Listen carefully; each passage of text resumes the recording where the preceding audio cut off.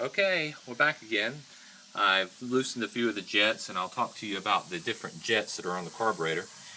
There's a jet on each side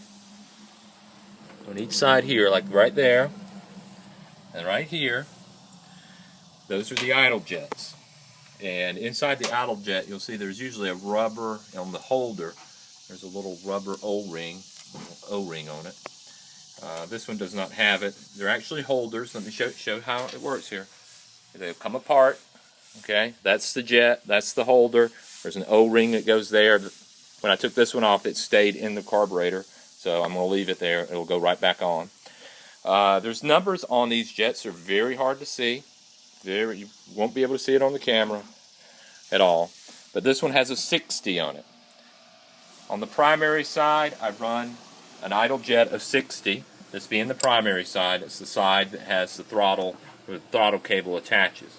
That's where the gas goes in the carburetor initially, and as you open the throttle up, of course, it opens up the secondaries, and it will, here, put it around on this side here, you can see the secondary opening. So I'll open up the throttle.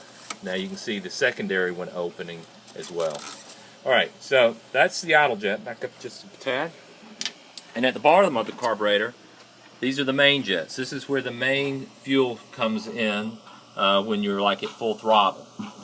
The throttle, it actually goes up this column here, and inside that column there's a Venturi tube. Air comes in the top here. This is an air corrector jet. It will emulsify the fuel, add air to it. Then it will come out this opening in here. There's an opening there. You can see it right there. Back up a little bit, please. There. You can see it there. This comes into the Auxiliary Fuel Jet. So it goes right back in there. Back up just some. You're too close. All right. You can see how it comes into that. It exits the hole in the jet. You can see the hole there. That's where the fuel goes into the barrel of the carburetor, or into the Venturi of the carburetor. Okay, so that's how the circuit works. It comes in the main jet, up the column, through the emulsion tubes. Air comes into the top through the air corrector jet, emulsifies the fuel, enters the Auxiliary Fuel Jet, and then goes into the carburetor, and then manifold, and then engine. So now I'll take off the accelerator pump jet. It's just a little holder. You can see here, see how that looks there? It's only got one hole. See this side here has, back it up, has no hole. This one has a tiny hole in it. This is a 40. A 40 being the size of the hole. I don't know exactly what measurement that would be, but it's a 40, which means it's fairly small.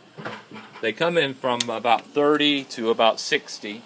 I'm running a 40, which is kind of small. I'm a little surprised by that. Normally I run about a 50. All right, now I'm going to take the air corrector jet off. The air corrector jet has got a hole in it. As you can see, this one is a 150, and it's on the primary side. Now I'm going to take the little tool I designed, which is probably a 3-penny, 4-penny nail, and I'm going to put it into the hole here and lift out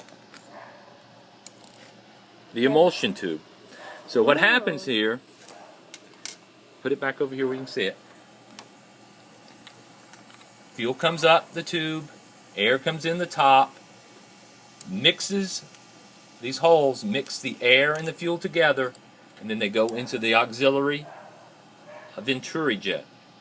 So this one you can see has several holes toward the top. You can get different ones. The numbering is nonsensical, but it basically, the more holes you have, more air is going to get emulsified. More holes at the bottom means it will emulsify the sooner. Also, you can have more air going in with a larger jet, which means it will emulsify the fuel more and kind of lean out. You can use it to help lean out the car at high RPMs if you have too rich a mixture. But the main thing that most people change on these is the idle jet. Back it up some. Idle jet and the main jet. Most people don't mess with the emulsifier tube or the emulsion tube or the air corrector jets. They don't have as much to do with it. Just to show you a different type of emulsion tube, in my primary, if I can get it out, this one has just a couple holes right at the top. So it basically is not emulsifying the fuel quite as much, so I'll get a much richer mixture at high RPMs when I have both butterflies open. Okay, so those are the main components. I'll go briefly here. Let's put the camera on this. I don't know if you can see it. Let's see. Yeah, there we go. Back it up some. So my main jet, I use a 150. Idle jet, I use a 60. My auxiliary, the fuel pump, or the pump on the side here, this jet here is 40. The air corrector jet, 180. The auxiliary Venturi jet, which is this jet here, that's a 4 for me. And then my emulsion tube on the primary side is an F50. F50 being probably the most common. Most people keep them the same on the secondary side, but for me, I went with a 140 for the main jet, a 65 for the idle jet, the air corrector jet, a 175, and for the auxiliary Venturi tube, I got a 3.5. You can see that it's a little smaller opening on that. So that's my jet sizes I use. Those are the components of the carburetor. Again, the most important jet that people change is the idle jet. The second one being the main jet. And if you're running a little lean on your spark plugs at idle, you can go with a richer one. I think it's best to have a very rich, large number, like 60, 65, 70 for an idle jet. The main jets, I would go with a 150 to about a 160. The other jets, I've played around with them. Yeah, you can change the tune with it, but mostly it's just those two jets to be concerned with. Okay, that's it for right now, and I'll show you some other components of the carburetor that will, help you maintain these carburetors and make them run good. Okay, bye.